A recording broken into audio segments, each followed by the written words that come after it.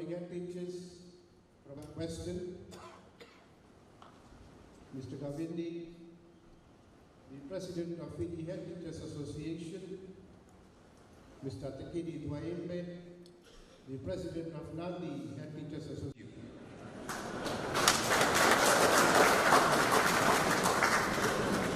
Good morning, ladies and gentlemen. I'd like to, of course, acknowledge your President, these various officials of your association, the Tui Nadi, Tui Nawaka, and of course all the head teachers who are here.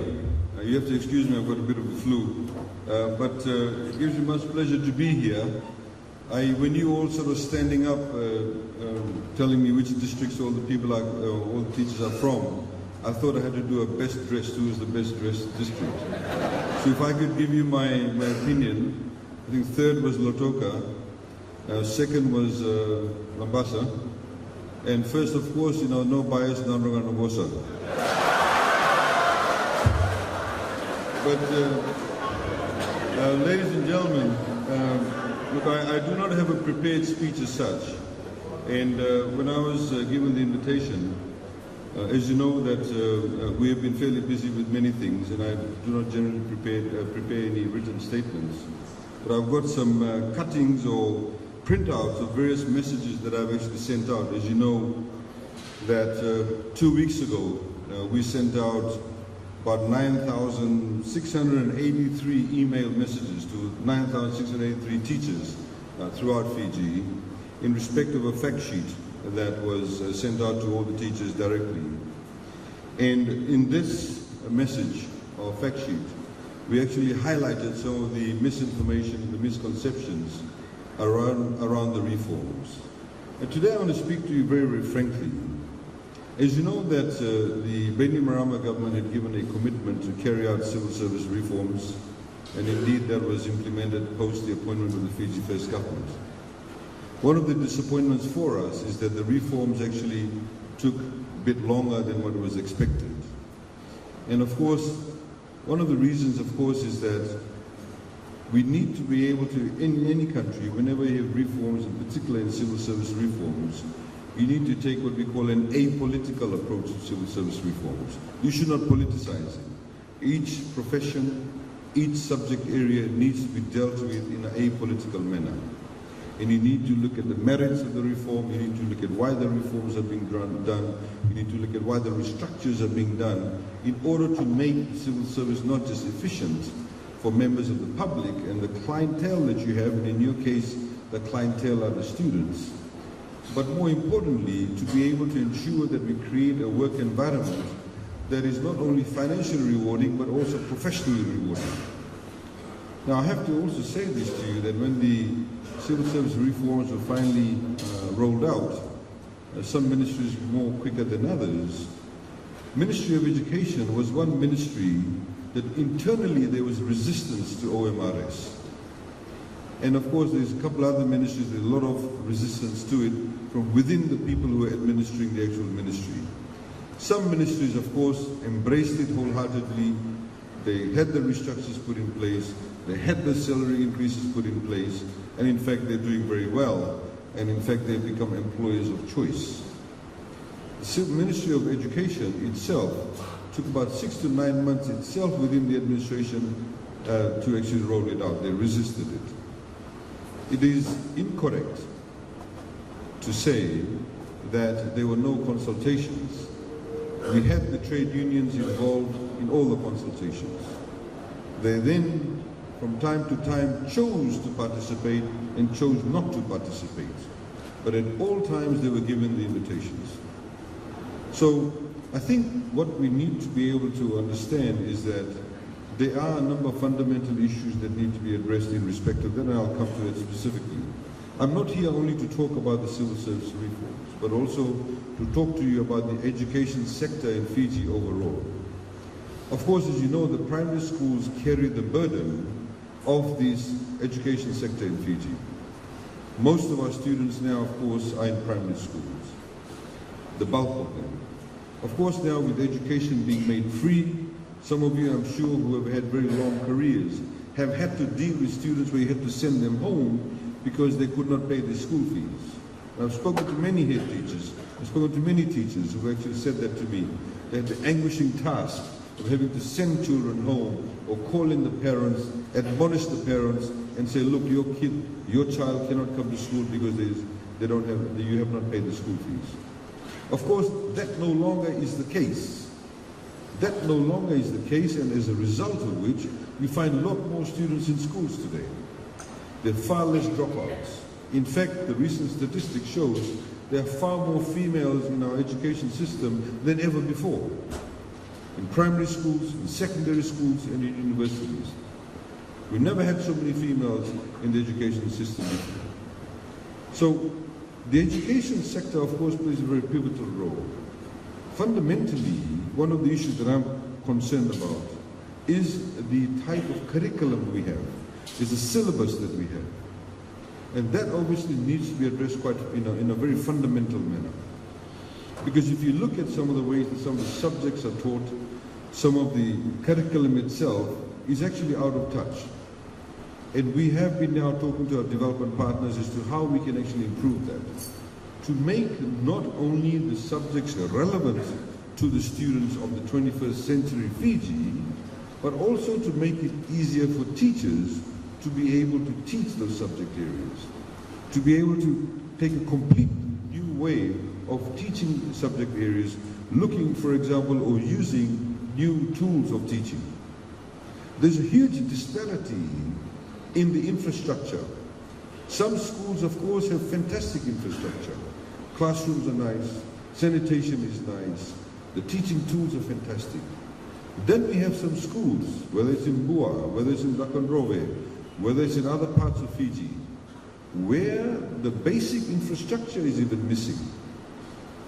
That, of course, creates a completely new challenge for you as head teachers and indeed the people who work under you, the teachers themselves.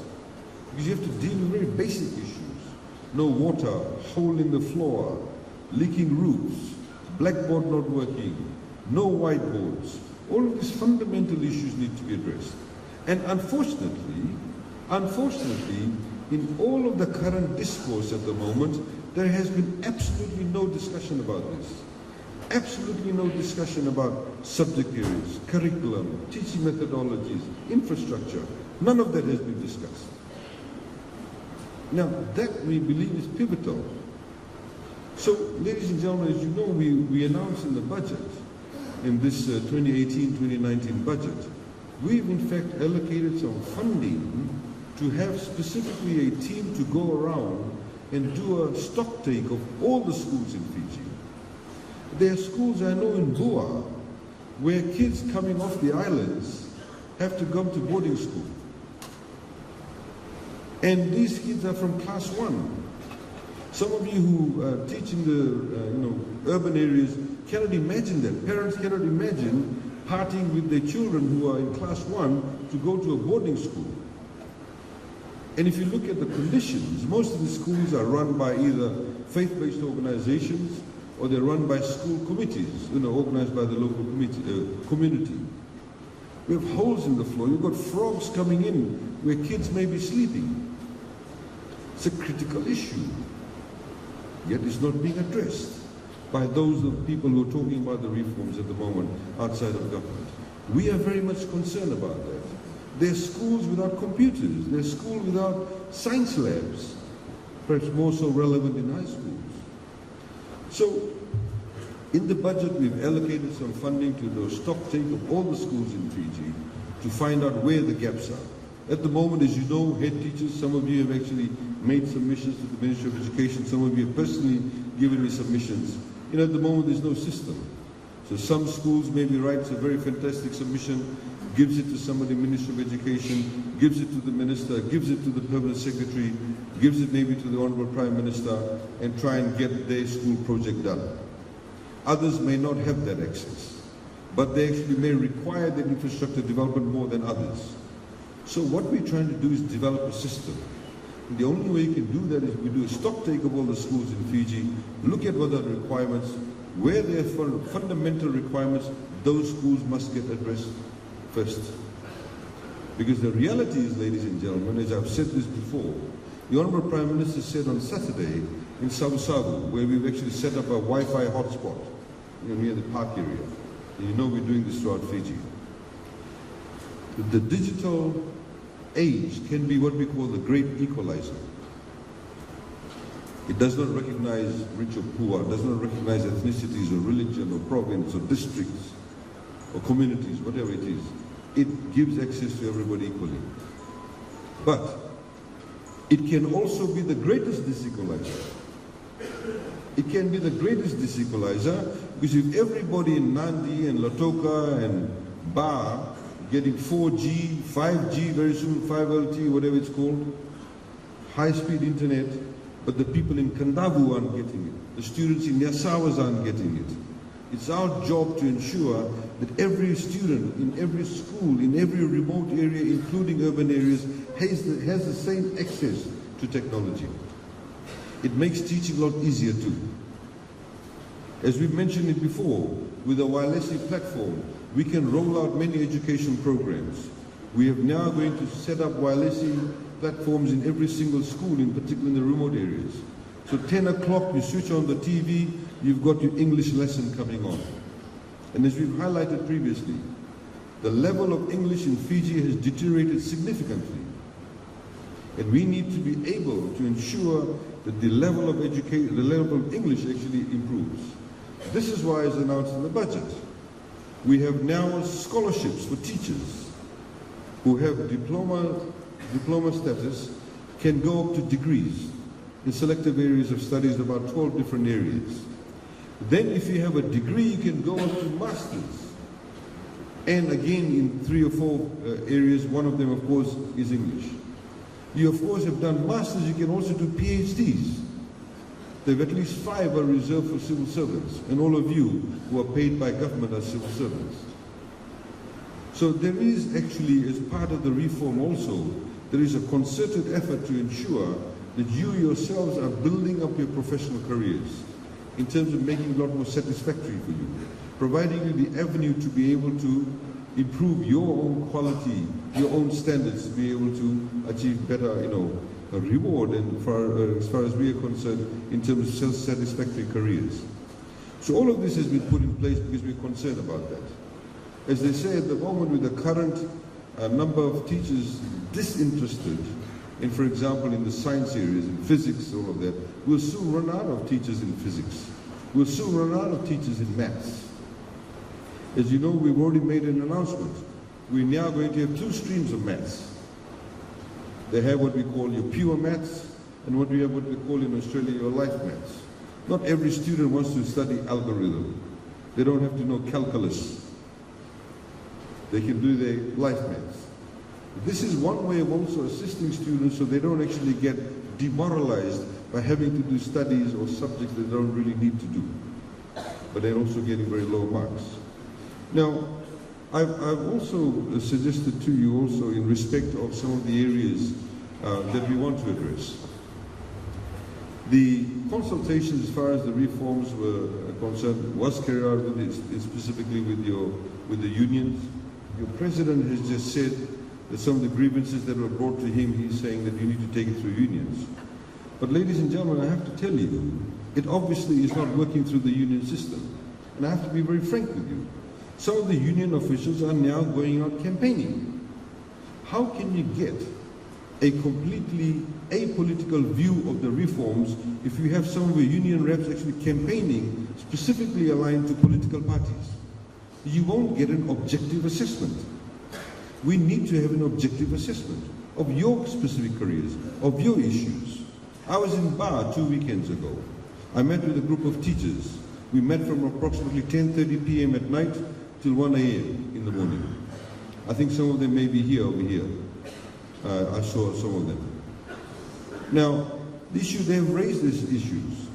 Many of them said to us that they liked the reforms, but they did not like the manner in which the practical implementation took place.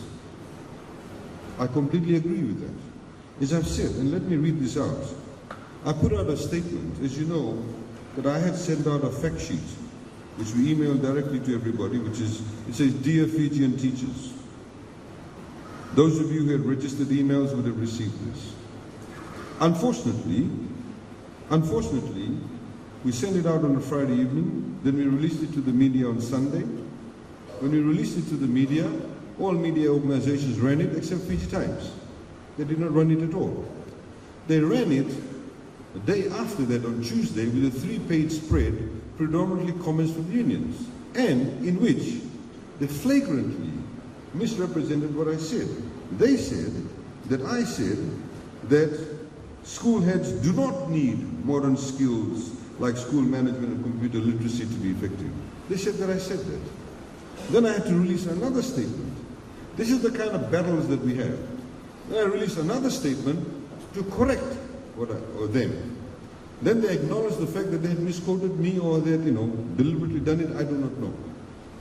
In that statement, ladies and gentlemen, I also said in the last paragraph, and I want to dwell on this a bit, it says, we fully acknowledge that the Ministry of Education has had issues with reaching and servicing our teachers in the past, and that there are still administrative matters, in particular with the Human Resources Department and the district education officers, that need to be addressed and dramatically improved. That is why we're instituting reforms in the first place. And I've said this openly. We admit that there have been administrative goof-ups, to put it bluntly, in the HR department. I completely agree with some of the teachers, some of the speakers prior to me, saying we need to get professional HR people. I completely agree with that. In fact, we've been saying that. In fact, it's not only the Ministry of Education that needs professional HR people. Many ministries and many of the government ministries actually need that. Because HR has always been relegated to a sort of sub-category within most of the ministries. And this is why I continuously talk about changing the culture. Even before being given the responsibility of the Ministry of Education, when I used to come around, or go around, I should say, to schools around Fiji with the budget consultations we used to have. And I remember I was quite astounded when the budget consultations used to finish, and I would see some teachers running around after a particular person. And they were calling him sir or madam, offering him or her tea, and what tea would you like, what refreshments would you like? Then I soon discovered, and I asked, I said, who is this person? This is the district education officer. So, you see, the psychology is reversed. Teachers need to curry favor or need to be in the favorite books of district education officers so they may get the transfer.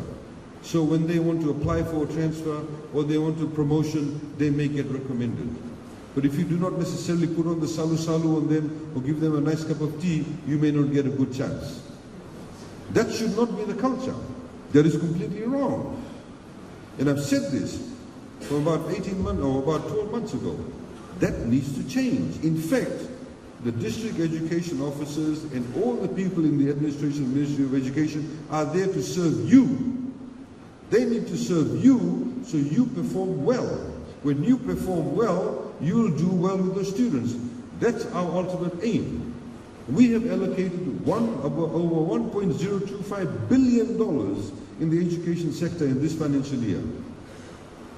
Our key clients as government are the students of Fiji.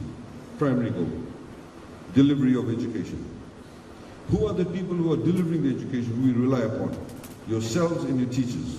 So we need to look after you too. So the entire ministry's focus should be on ensuring that we provide a clear path and a transparent path and also in a very effective path in terms of looking after you. There was no policy on transfers before. We've now instituted an internal transfer policy. And yes, it is being centralized because it was being abused. It was being abused. Some people got their transfers, other people did not get their transfers. Some people recently have been looking at all the transfers. Some ladies have said, look, we are expecting. We want to be transferred because we've got complications with our pregnancy. We need to come to a district where there's a larger hospital. We are facilitating that. People are now saying, I've just got married, my husband is there, I'm here, we need to be together, or my wife is there, I need to be here. We are trying to facilitate that. But there are certain criteria. And what I've said to the PS, we're going to roll that out. but there's an internal policy already that's been built in. We'll roll that out so you know exactly when can you get a transfer. You know exactly when is the time to apply. And the same thing with scholarships. You'll see in the next 3 to 4 days, you'll see advertisement as to how you can apply to do a degree, how you can apply to do a master's. All of these things will be rolled out. And in fact, when I was talking to the teachers in Bar, there was, of course, most of the people, the way they spoke to me, there's an enormous distrust of people within the Ministry of Education. That's what came out. Huge levels of distrust. So I also said to them that, you know, it would appear that we need to get some people from outside to actually build that confidence within our HR department. Now, I don't just mean outside the civil service, but also maybe outside